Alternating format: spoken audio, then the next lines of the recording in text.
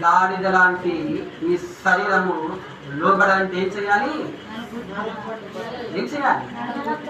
నలగొట్టబడాలి. లేకపోతే దీనికి కావాల్సిన నిద్ర, దీనికి కావాల్సిన తిండి, దీనికి కావాల్సిన శిఖాలు, దీనికి కావాల్సిన సినిమాలు, దీనికి కావాల్సిన సీరియళ్ళు, దీనికి కావాల్సిన అల్లర్లు, దీనికి కావాల్సిన ఆటపాటలు అన్నీ ఇచ్చేయండి. మీ దేహానికి సంతృప్తిగా ఇచ్చేయండి.